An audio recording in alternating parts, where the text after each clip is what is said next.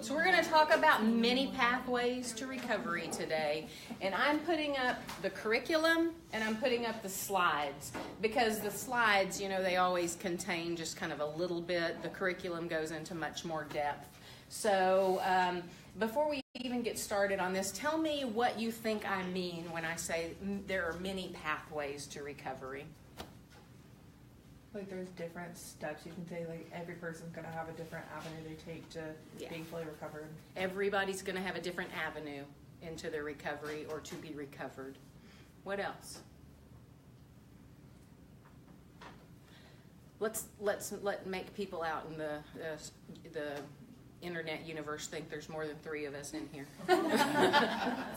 What? I was going to say, if somebody's going down one path in their recovery and using one option, using one sort of resource, and it doesn't work for them, there's always different options they could explore. Mm-hmm. So that's why I think of many pathways. Absolutely. That if this one isn't working, then there's another you might try. What about many things combined to make your journey to recovery? I think many times we think of recovery as being kind of a one thing. Like you go in once. You go one direction and that's your direction. Or if that doesn't work, you stop and go a different direction. But what about many pieces? Because we have multifaceted lives, so there's different things we do for different pieces of who we are to kind of meet our needs. And it's the same way with many pathways. I want to say the percentage is 23% of people in recovery only use one pathway. So that means that most people in recovery do a lot of things in a lot of different areas to support their recovery. And I think I told you guys last week that many pathways to recovery is one of the more controversial topics when it comes to recovery to practice. Why do you think that might be? Some stuff. Well, that's okay.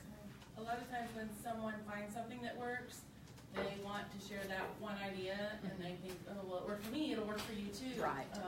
But it's not always the case. Exactly. I think some steps are like more controversial than others, and just like outwardly views. So I don't know. Like it's more common to go to like treatment maybe once or twice, but there's like a lot of treatment out there that like maybe people just would not do. Right. Absolutely. And I also think that sometimes when people hear many pathways, their thoughts, I think this is true, and I've also confirmed that this is true from the people that find this controversial, is that they think that when we say this, we're saying we're anti your way, that we believe a different way rather than the one that you believe.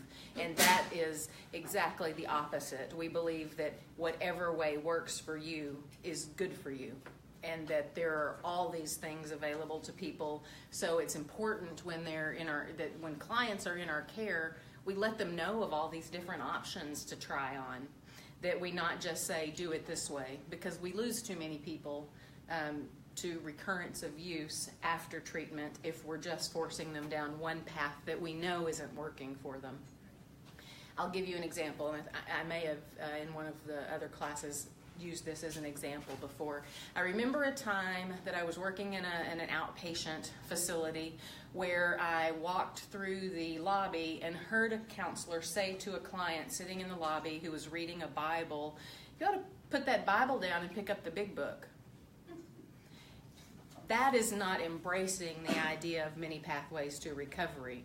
So if you are going to be a counselor with integrity and an effective counselor, maybe instead when the client comes into the group or the individual session, say, tell me about what you were reading. Tell me about how that supports your recovery. Tell me about whatever it is that's beneficial to you, rather than saying what you're doing isn't the way that I'm okay with. I want you to do it a different way. You can let them test out those other ways, but if it's obvious that there's a way that works and that's comforting to the person, why not let them use that as part of a support of their recovery? And I think the thing that's most exciting to me is in the classes that I get to teach here. Most of you, when I say things like those examples, you're mortified that somebody said that, which tells me good. You're much more open-minded, which is what I want to see that, in this field, is open-minded people who understand that there's no cookie cutter way to recovery, that it's really different for each individual. And we don't have to design it to be that way. So these are some questions that I like for people to ask themselves: is what is the right way to recover? Like, what would your answer be to that? What would you consider the right way to recovery? And do you, if you have an answer for that, do you direct other people down that same direction? Do you think, if this is the way that's right, this is the way that I should have other people recover? Do you think in black and white when it comes to what is the correct pathway to recovery? Or do you allow for medication-assisted recovery or medication-assisted treatment to be part of your resource bank? Do you allow people, and when I say allow, I mean, do you in your mind allow it to be okay for people to engage in a recovery practice different than the one you think is correct? I think that's what open-mindedness is to me, is that I'm so open-minded, I even allow people to hold views that I think are wrong, that I may not agree with this, it may not be what I believe, it may not be what I do, but that it's okay if other people do, and their lives are quality and a high quality of life. So I'm going to go over here to this side. Somebody that you can get a lot of information from online is William White. If you're interested in information that's pretty current and related in that recovery, where am I missing the term? Recovery community, recovery advocates, recovery many pathways. William White has a ton of information out there. If you go to his website, he has papers, he has journal articles, he has interviews, he has videos that you can watch. He has a ton of information that are very current and up to date with the times. Not everyone's websites are like that. So I want to talk about the different pathways that SAMHSA, that NADAC, that Faces and Voices of Recovery have referred to whenever we want to get real broad with what we mean about many pathways. Number one is, what if people use body work for part of their recovery? Something to support their recovery. What is body work? Acupuncture, massage, Reiki, reflexology, smudging. There is something, and you can get certified in this if you're interested here in Texas. Put the link in here if that's something you want to do as part of your addiction counseling practice, is AcuDetox. So a person that comes into treatment and they're having some uncomfortable feelings with the detoxification process, you can get certified as an acupuncturist that only does acupuncture as it's related to detox. So it's not the full acupuncture. And lots of people who do that will go into facilities and, while the client is in individual counseling or while they're in group counseling, they'll have the needles in their ears, just learning to move through the detox uncomfortable feelings.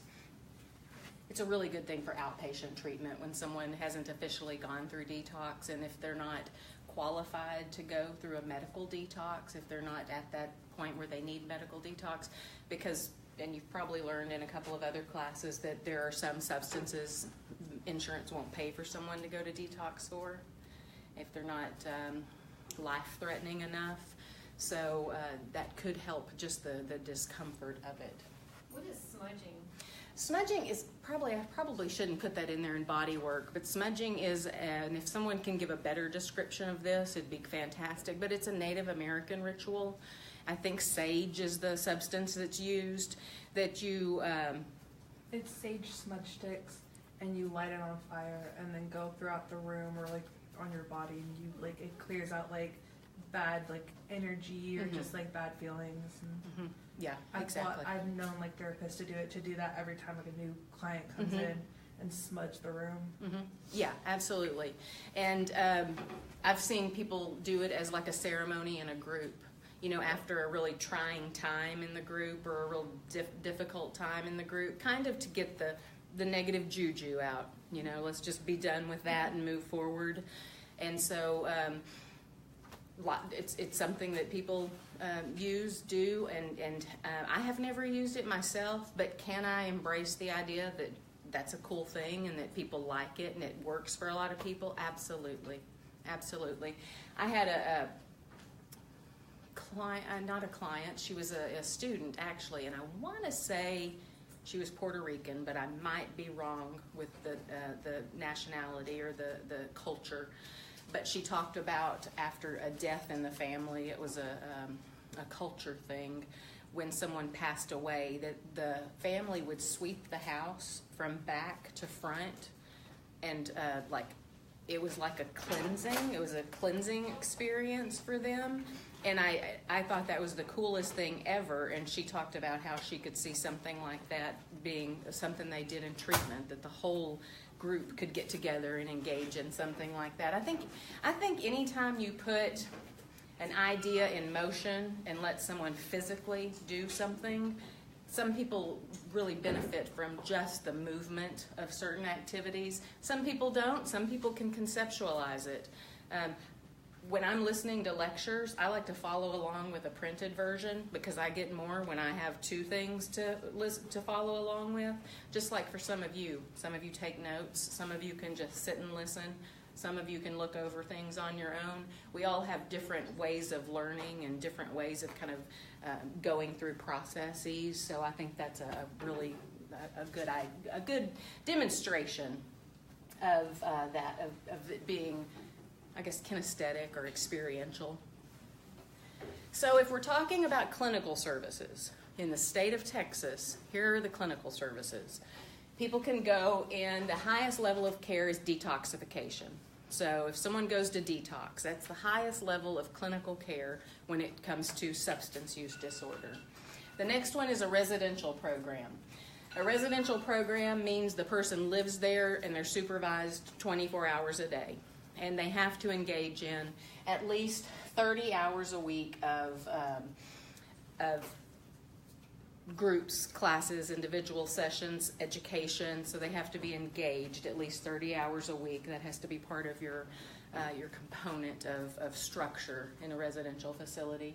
If you've ever heard anyone say inpatient treatment, they're not talking about drug and alcohol treatment. They're talking about psychiatric or co-occurring disorder treatment. Same is true with hospitalization. That's not a Texas term as far as what we call drug and alcohol treatment. And the next is outpatient. When people go to outpatient, they don't live there. They live at home and they come to your facility at least 10 hours a week. That includes 1 hour of individual counseling. There's a level in between residential and outpatient called supportive residential, and that just changes the number of hours a person has to be in your care. You might also hear that, at least through ASAM, which is a national association. You might also hear that is called partial hospitalization. So that basically means they're there a lot, but they don't have to live there. And then individual counseling can also be in that realm. Anything less than 2 hours, up to 2 hours a week. It doesn't have to count as a group. It doesn't have to count as, but you can do that with your own license. You don't have to be licensed in the state of Texas as a facility to see someone individually. Now I'm going to talk just a little bit about recovery residences, and I'm going to try not to just read all this stuff to you guys and go down every single one of them. I'm going to try to get some real exciting ones and things you haven't heard of maybe before. Recovery residences is like sober living, halfway houses. They're under so many different names, and they aren't regulated as a clinical service. You can't have a counselor at a halfway house or a sober living community doing therapy. They have to do it off-site because they're not overseen through state licensure, if that makes sense. It's a great opportunity, though, for people who want to learn to live without substances in a community of people who are doing the same thing. And they are so different depending on the one that you are involved with. They are just so very different. So I would check out what the folks do at those facilities. If I worked in a residential facility or had a client that needed to go to some sort of supported living, I would maybe go make an appointment for them and have them have a tour. I would get to know what the facility offered to know if it's a good fit for that person, because they are so different. And I just can't say that enough. They're just so different. What they focus on, how much they charge for you to live there, the requirements they have, how much structure there is versus if it's just a place to live. So I would definitely check out what's offered. And for those of you who might want to put your toe into the helping profession but not get fully licensed as a counselor, there's a peer recovery support specialist and there's a peer recovery coach that you go through some training, you do some internship, some practicum, and you can get that certification in the state of Texas.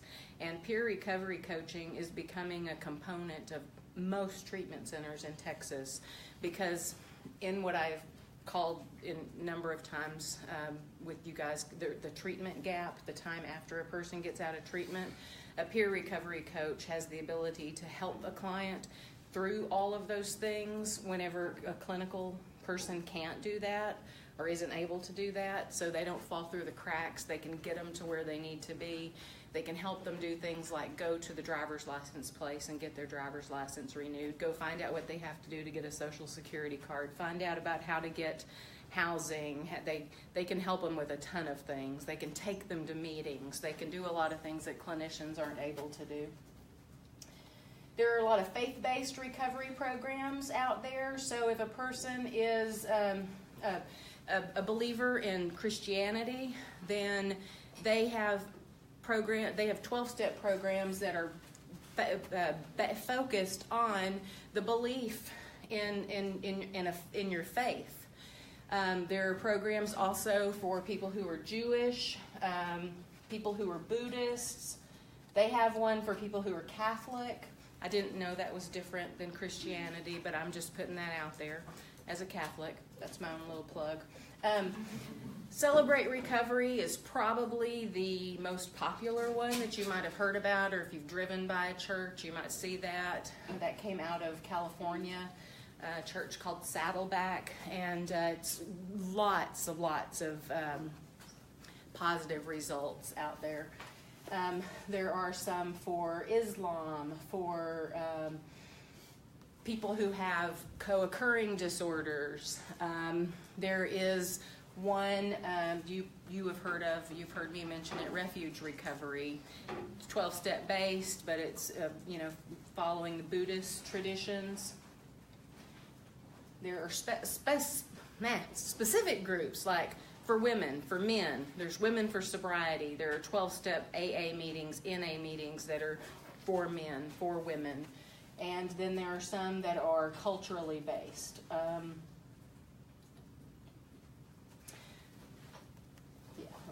There are some that are specific for criminal justice, like Solution SOS. They have them in the jails. They have them after people come out of jail. And one of the things I want to talk about a little bit, that Texas is actually doing well in the criminal justice system, are their specialty courts, their drug courts, their DWI courts, their veterans courts. Dallas has a prostitution court. They are helping people with treatment, but they're also held highly accountable in the criminal justice system.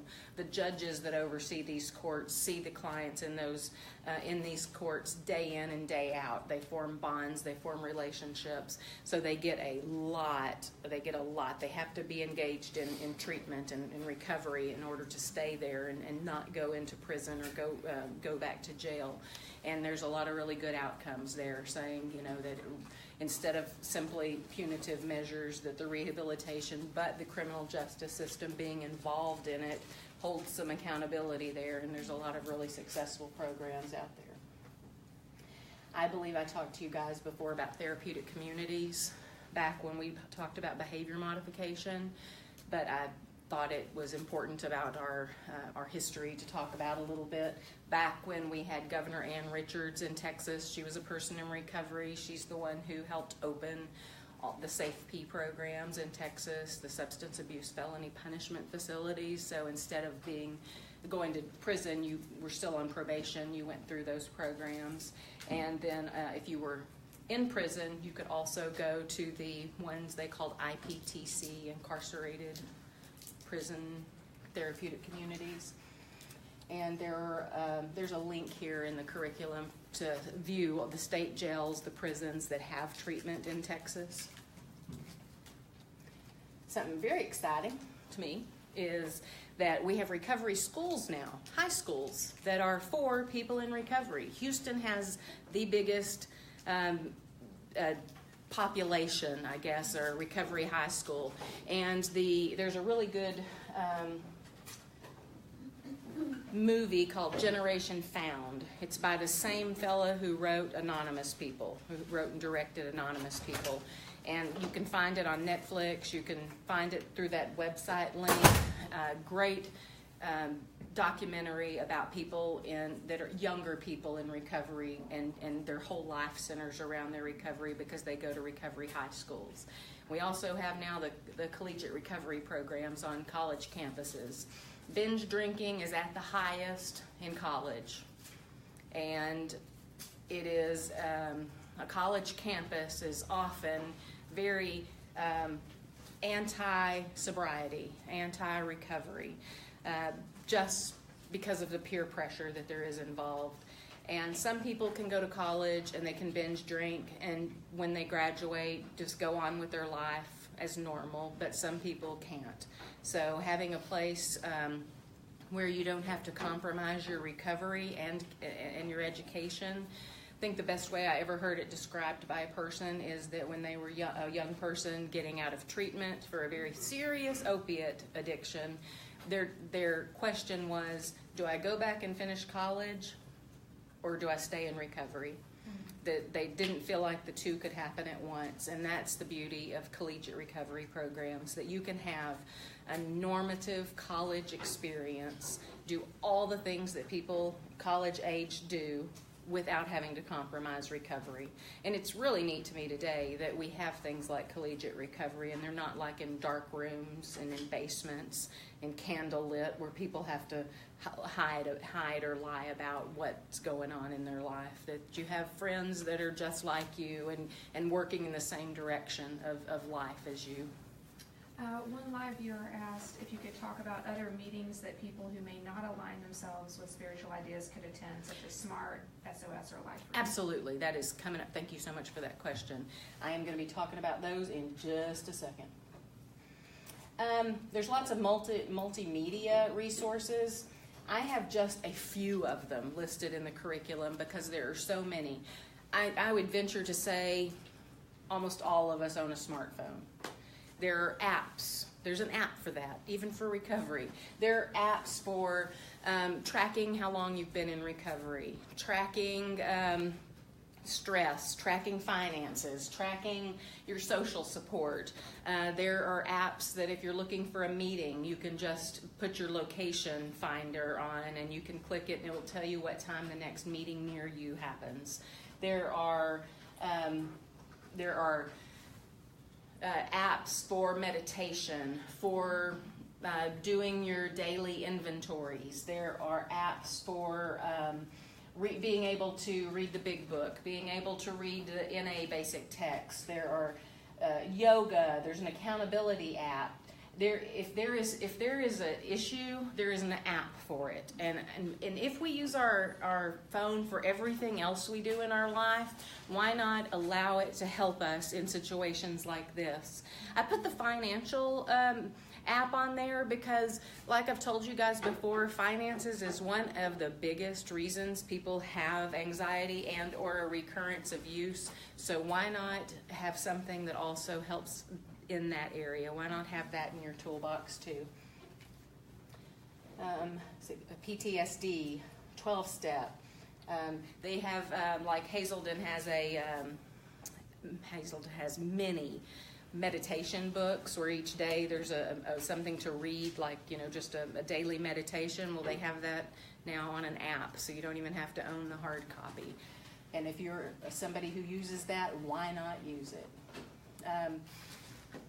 HBO did an addiction series a while back. One of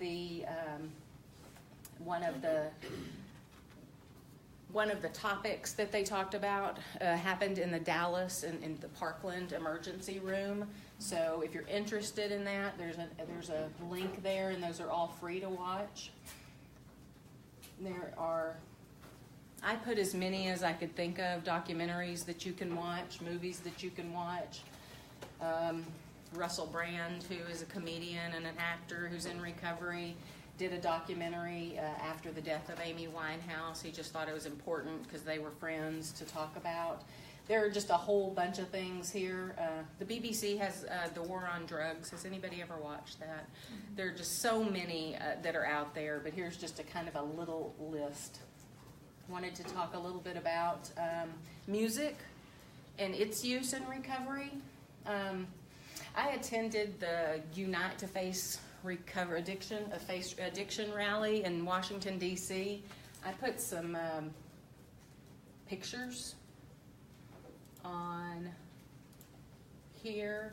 It was amazing to me to see how many people came together in this. I'm trying to remember where I put it. I believe I put it in Many Pathways.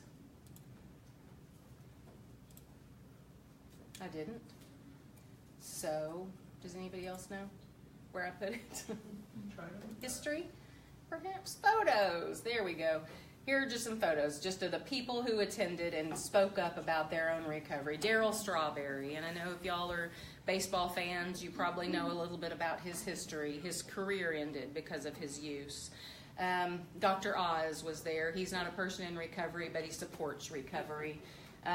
One of my favorite politicians of all time, former Representative Patrick Kennedy, who's a person in recovery, mental health and addiction, and he speaks about it a lot. Joe Walsh, Rich Voss. I don't know if any of you ever watched The Last Comic Standing, but he was in the first season of it. He's in recovery. Sheryl Crow, not in recovery, but supports and knows many people in recovery and wanted to be there. Steven Tyler, who is very vocal about his recovery. One of the funniest things he said there, and I have it on video, so I don't feel like I'm breaking anybody's anonymity. He said something just really powerful, and then he asked everybody, "Can I get an amen?" And I thought that was the funniest thing I'd ever heard. William Moyer, who is the son of Bill Moyer. Some of you read his book. And then that's me and some UNT students who attended. We took a big group of people there, and it was a pretty powerful experience.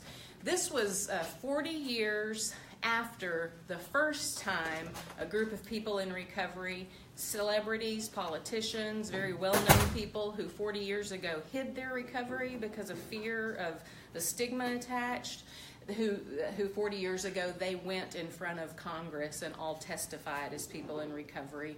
And that's why they did this when they did. They wanted it to be like, here, 40 years later, this happened. I told you last week that this same year, the first Surgeon General's report on addiction was released. 40 years prior, the Surgeon General's report that was released was on tobacco use. And it showed a decrease of tobacco use after that Surgeon General's report came out. So that was just, there was a lot of pieces tied into why they did it when they did it. But every September there's a recovery rally in your town. And Texas has one statewide. All the cities that have a recovery population have one. UNT will do something for Recovery Month in September. So there's tons of stuff going on. In September 28th in San Antonio, there's going to be one this year, Danny Trejo. Yes, Danny Trejo, the machete. He's now on those Sling TV commercials. Does anyone watch commercials anymore? If required, yes. He's a neat. You'll know who he is whenever you look his name up. He's like many actors who have a lot of roles, but you just don't maybe know their name. But he's a person in long-term recovery, and Amy Trail is so excited to be getting to see him. As soon as I found out he was the speaker, I had to let her know, because she told me 3 years ago that's who she wanted to bring to one of our conferences. So that is very cool. Comedians in recovery. There is actually a recovery comedy group that goes around. I don't know if anybody went a couple of weeks ago in Arlington. They had some recovery comedians for like a little bit of no money. Recovery Unplugged. There's a treatment center in Austin that's called Recovery Unplugged, but they also have locations in Virginia and Florida, and they use music as a tool in recovery. And there's the signature event that's happening May 4th Yes. in Dallas. The signature event in Dallas, May 4th. And it, like Carrie was talking to you guys about last week, if you get on that Recovery to Practice Facebook page, you'll see all of these events. You'll see where they are and when they are. And she also recorded someone speaking about music and recovery at a TAP event just a little while back in January, and the live stream is there, so the video is there. There are some podcasts here. I listen to something all of the time when I'm when I'm sitting or driving, when I'm working or driving, I'm always listening to something, a webinar, or I've started listening to some of these recovery podcasts. I love some of them. Some of them I don't like, but probably similar to you guys reading the books that you read and your responses to them. It's personal taste. So I put a few down here. Recovery Coast to Coast is an actual radio show.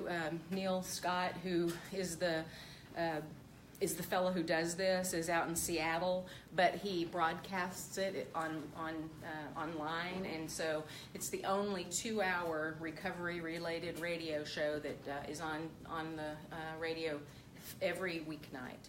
And he does an hour of current information, and then the second hour is a person's personal recovery story. So there's all of those things, and let me get to, if you are interested in Refuge Recovery, we have a video. It's through YouTube from September when Noah Levine was here speaking about founding Refuge Recovery,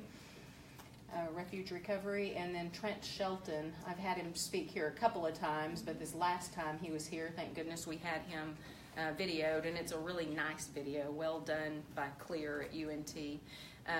He is a former NFL player who went through some depression, and something that helped him get out of his depression was just getting on his mobile phone and starting to just do this talking with some people, and all of a sudden it turned into people wanting him to speak publicly, and now he's got, some of you may have heard of his why can't I remember it? Rehab Time. Yeah.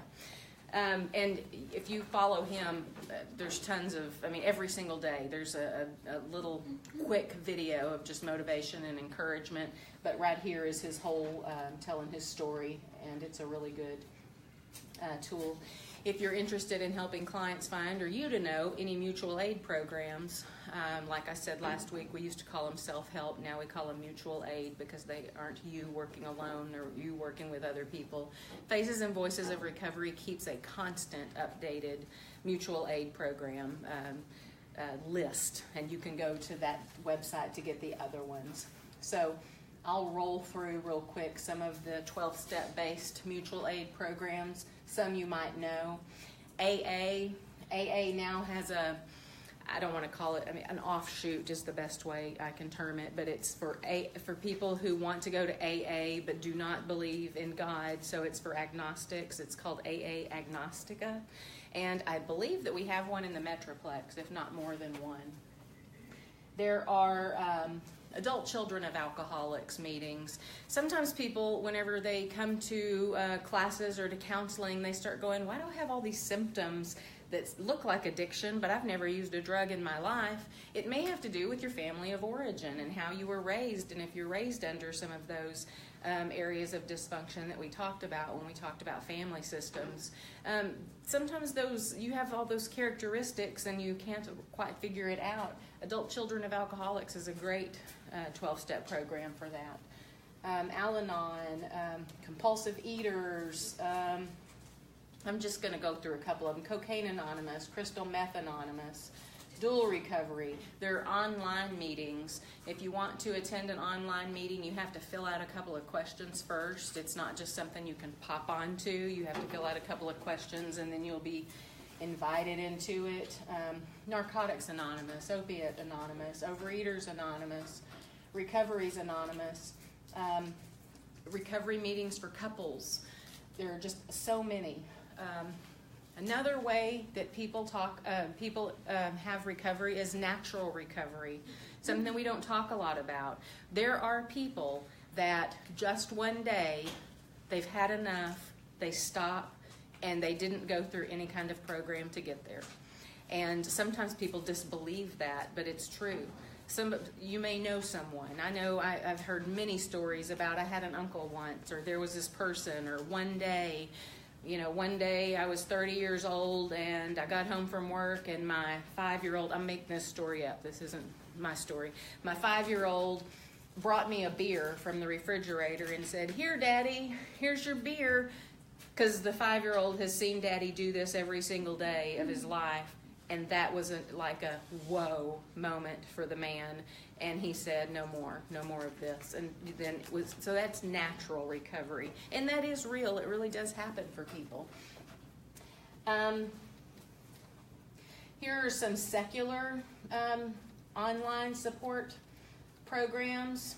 LifeRing, Moderation Management.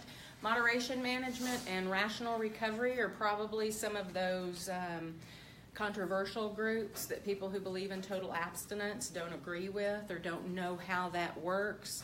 They track a person, they have the person track their use and pick out some, I have not done this work and I'm not familiar enough with it to speak like in a real educated way about it, but they have people make decisions where they continue to drink, but they moderate their drinking. And so that is an option. That is an option for people. So if a person's in treatment, they're probably not going to allow them to do moderation management or rational recovery. But that is an option for some people outside of treatment. And so and those are successful enough and big enough programs that it's obviously working for someone. So that is an option for people. Secular sobriety organizations, so people who don't have a faith base that's Christian or religious, or I guess faith-based is the best way for me to describe that. There is one that's simply secular recovery. Smart recovery is a part of that. Smart recovery, I think, is especially good for people who are very logical-minded, very intellectual. It's based on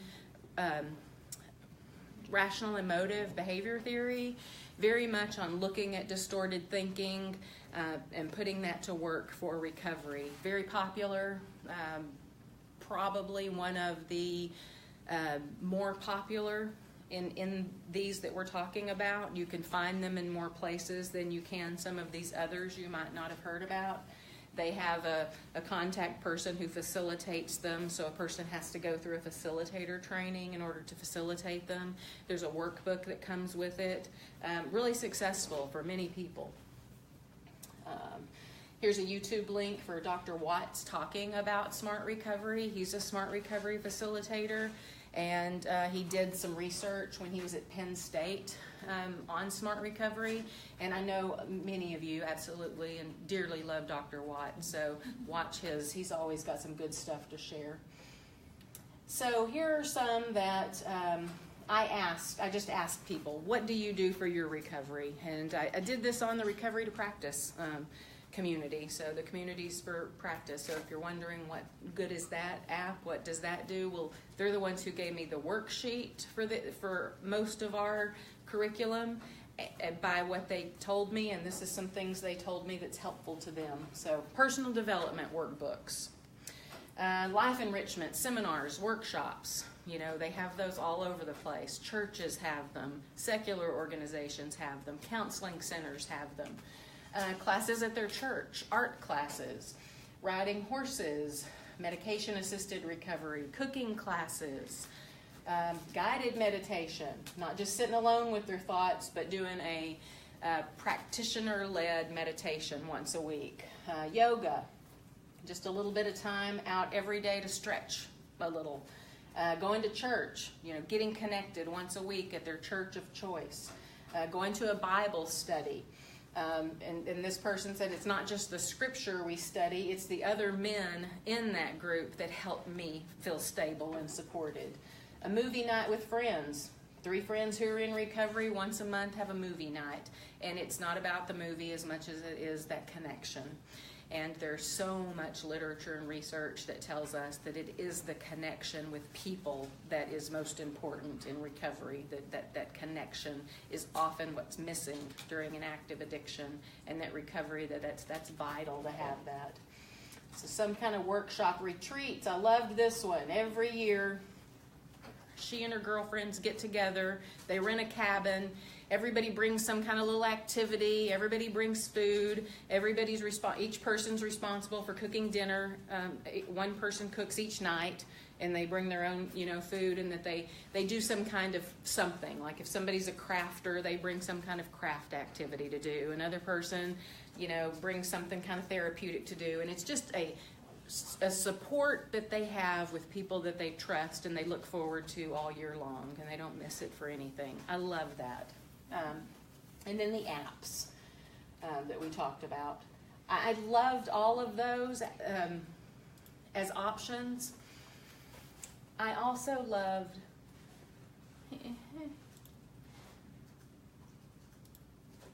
they gave me more.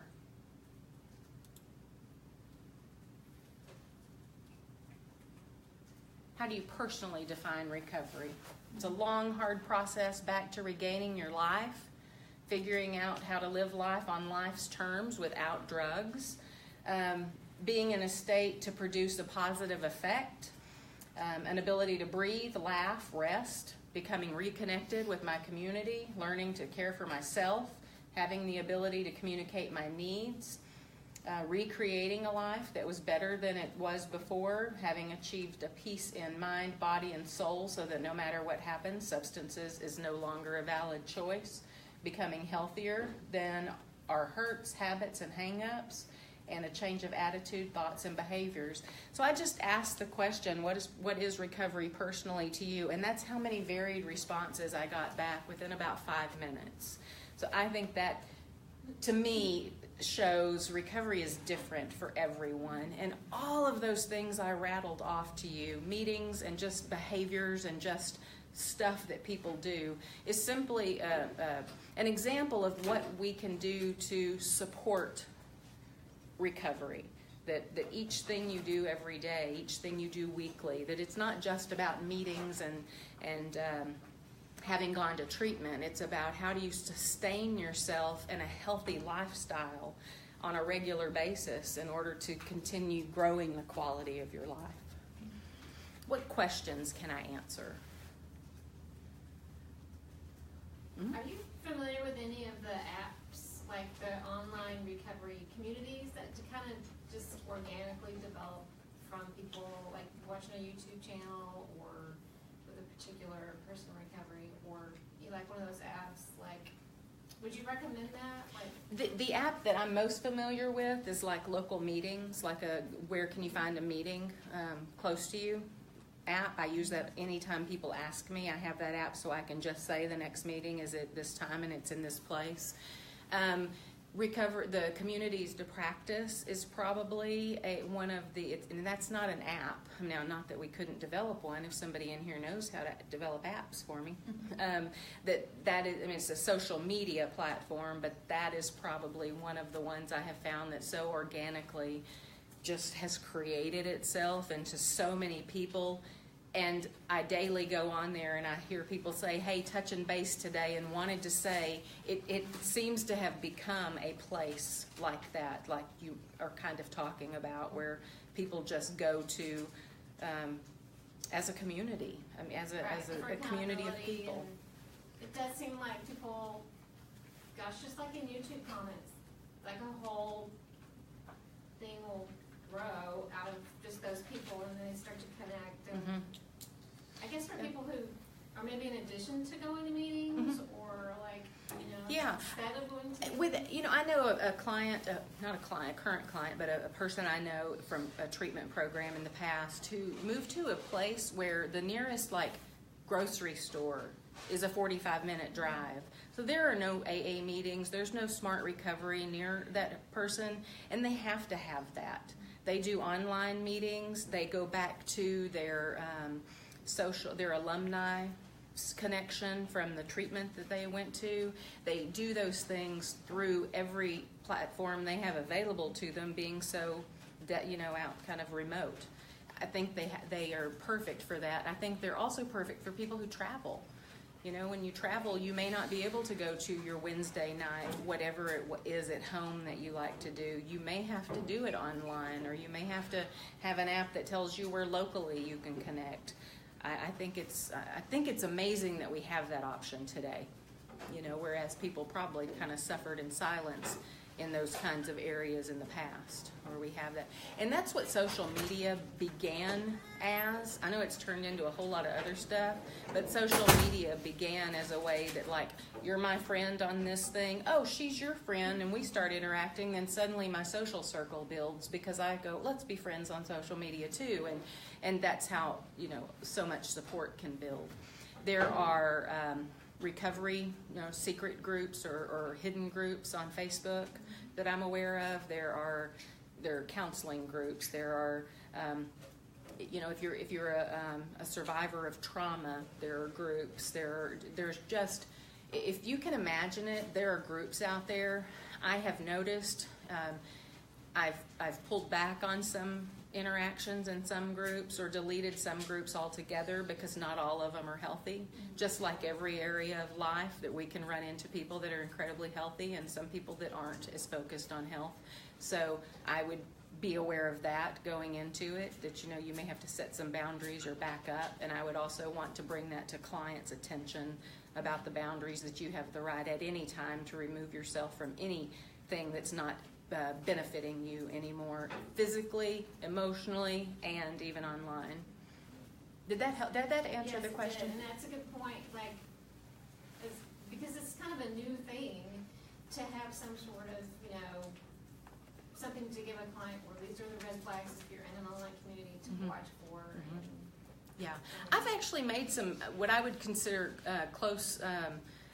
close ties with people that are even in other countries through groups like that, where we had the mutual interest, and we became friends on social media, and we continue to be of support to one another. I think that's incredible that in today, in this world, we have that ability to connect with someone thousands of miles away, that we just have a mutual interest or a mutual path that we're traveling. Another app that's really good is called In the Rooms. But I would suggest any app or website that you go to, if they don't have an active facilitator and kind of some ground rules pinned at the top of the page, it's probably going to be less helpful. Yeah, sometimes it's a free-for-all. Right. Yeah, absolutely. I totally agree with that. Just like the Communities to Practice that Carrie facilitates, hers does have rules. It's got pinned stuff at the top. It has questions she'd like for people to answer before they're, because I think it's important to know what do you want to be part of this group for. If it's to stalk my ex-girlfriend, that's just probably not the right place for you, you know. But there's probably a group for that too, on, you know, by now. What else? So those of you who would like, or so of service to stay after, whenever the lecture ends to answer some questions or have a discussion, I would absolutely love that. And those of you who have to be on your way, I will see you for your presentations next week.